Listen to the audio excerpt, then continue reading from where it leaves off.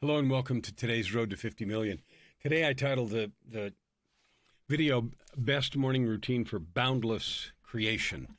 Boundless Creation. You know, I was just reading a post, an ad actually on Facebook, and you see things like this all the time that says, get all your work done by noon and have time for everything and everybody else. Well, I don't believe that that's impossible at all. But what it requires is real focus, the 80-20 rule, doing the things that really produce the results you're looking for, whether it's cash or whatever it is. And it requires eliminating all the distractions that you have so that the hours that you're really productive matter. Boundless creation, boundless creation. So let's talk about what goes into that. Another thing I saw said, that we're really only productive about 36% of the time. Now, I'm not going to argue with that. I don't think it's right, but it doesn't matter. Let's say that it is. So a third of the time you're productive. 8 hours of your day you are productive. And maybe that's all there is. Okay, let's go with that. What do you do to be the most productive? Well, let's start in the morning because that's where you really start. Now, here's the key.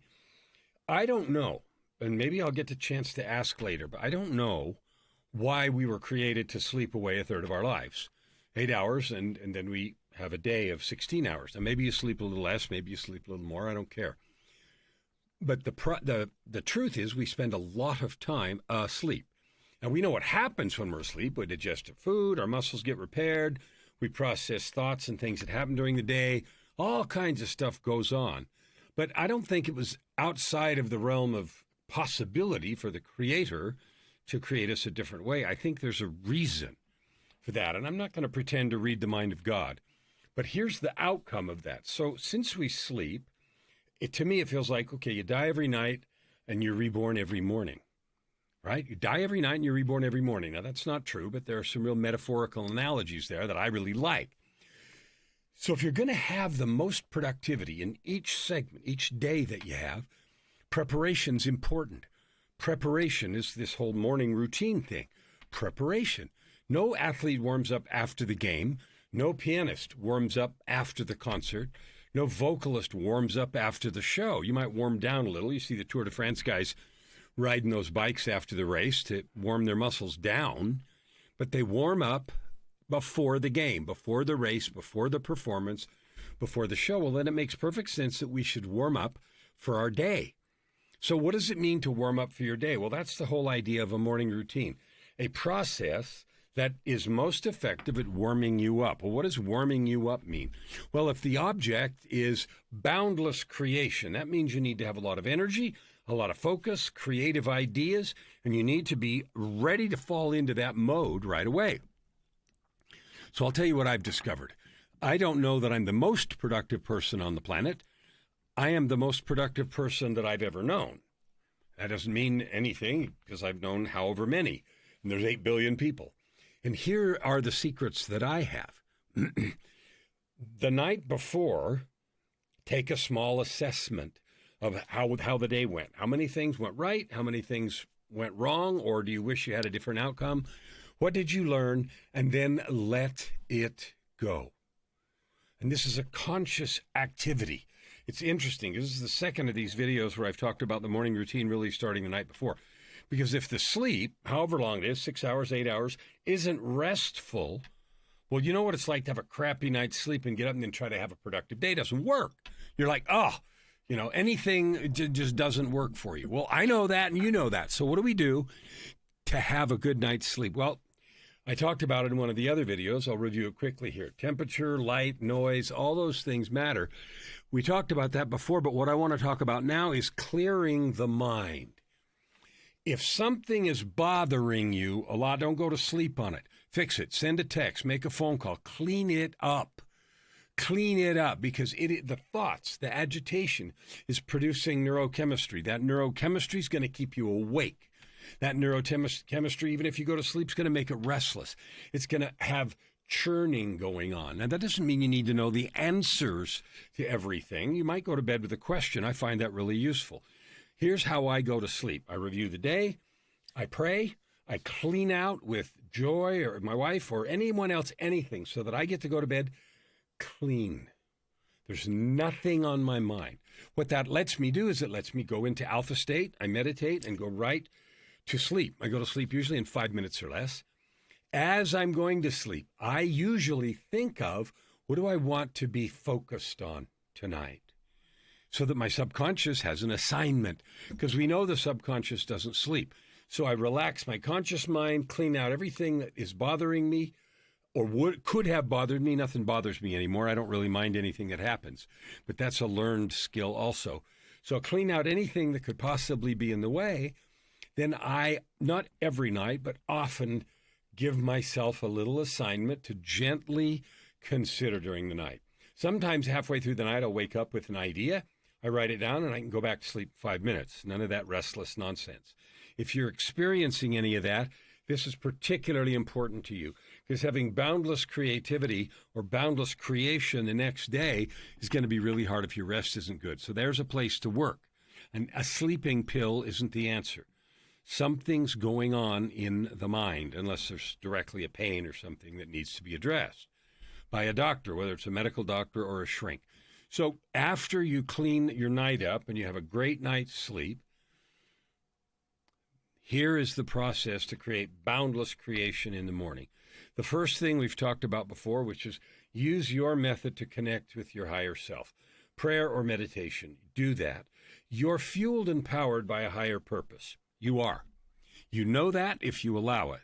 So let that be your guiding star. Let that be the lamp that illuminates the thought processes, the lamp of your purpose, the lamp of your true divine nature, the lamp of your desire to help, serve, lift, and bless anyone you can. That lamp, the light of that lamp makes clear everything else. So if your heart, your internal heart is set on love, bless, serve, do good, add good to the world, those kinds of ideas, and yeah, that includes making money, but it's in the context of love and service. I had a lunch club earlier today, and I talked with a guy who is currently in the U.S., but he grew up in Pakistan, and he's done a lot of overseas work, Dubai and other places as a consultant. Very successful. Financial stuff, helps startups and starting phase businesses do whatever they need to do. Fractional CFO, financial planning, raising capital, a bunch of other things. And he and I at first, he didn't talk about it, but as we got into the conversation and he realized I was open, he totally agreed that a leader, a boss, a manager whose people know that they are loved by their boss, do better, feel better, productivity is up, all the negative stuff is down just because they know they're cared about.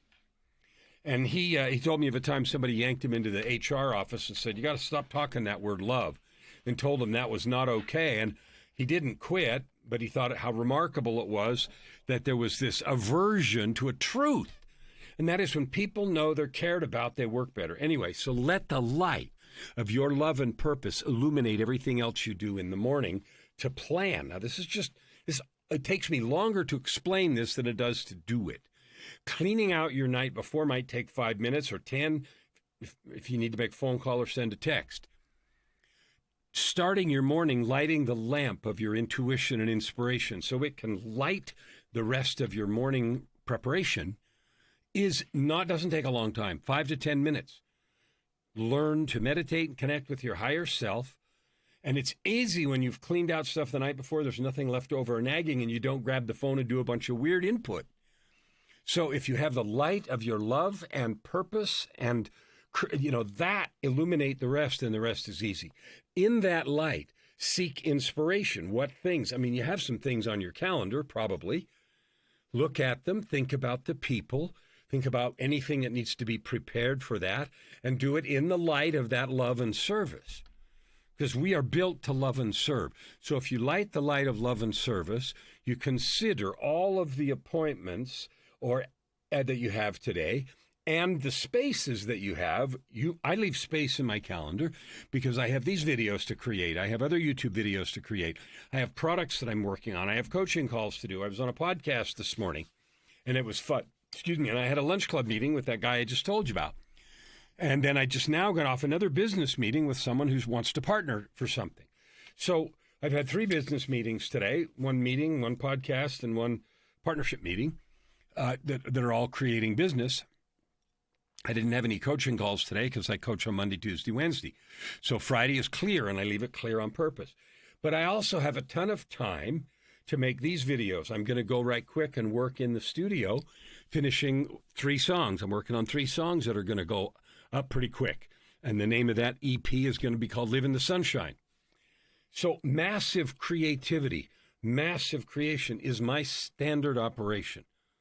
And how I get there is light the love of your purpose first and powerfully. After a good night's rest, after you've cleaned out the night before, look over the things that you already have and the spaces that you have in your calendar. Now, I don't have empty white space. I have blocks of time that are dedicated to the projects I have chosen. Music, books, podcasts, those are things I choose and have chosen out of love. But remember, and this is the next key, no obligations. Your calendar must have 0 obligations. Obligation creates the sense of resentment, because if you say, I have to, obligated, then that assumes, well, I'd rather be doing something else. So whether I'm talking to somebody, coaching a client, having a meeting with Joy, having a lunch club, having a business meeting, I look at it and I reaffirm my commitment to be in a space of love and creativity for that person.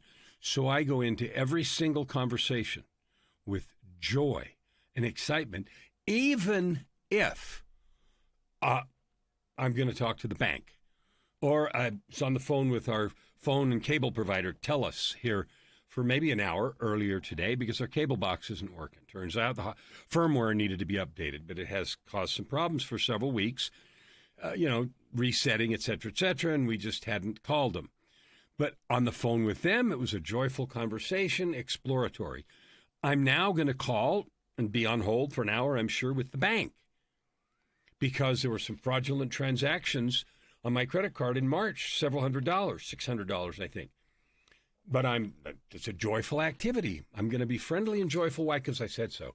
So if you want to be enormously productive, fabulously creative, infinite creation, light the light of your love, review everything and treat it as a joyful opportunity. No obligations, only commitments. And if you feel that feeling of resentment toward anything, examine your heart. What's going on in there? What story are you believing that this is a negative thing? How can you transform that story? If you approach every appointment and every creation process, whether you're creating a product, you're coaching, or you're thinking of writing emails or reaching out to your people or whatever you're doing, going to work, taking care of the dog, whatever it is, if you approach it on purpose with a feeling of joy and love, possibility, and looking for what is available to you there, you will find, number one, that you live in your heart in perpetual joy. You'll be happy all the time because you're approaching everything with love and positivity because you can. Like, this isn't some Pollyanna crap, some cream you spread on your face. It is a genuine, honest change. So there's a thing that I talk a lot about, which is who you're being in the world, right? How you're walking through the world. Who are you being? Well, one of my being statements is I am perpetual joy. And someone says, well, how can you do that? How can you be that when all this stuff happens around you? Doesn't anything ever happen to you?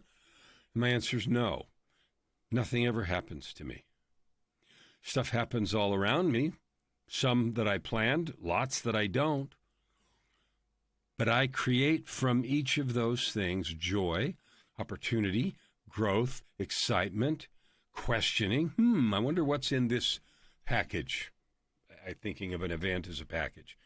So cleaning out your night, sleeping well, getting up, and focusing on creating the light or lamp of your love and purpose with divine connection, treating every person as a sacred being because they are, so are you, and every project is a sacred opportunity to create with 0 obligations and only commitments that you reaffirm.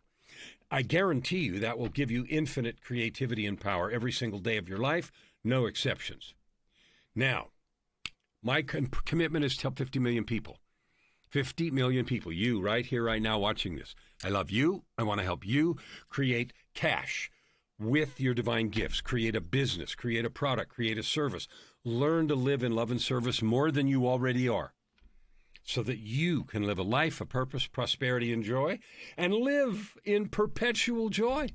I do. It's available to you right here, right now. See you tomorrow on the road to 50 million.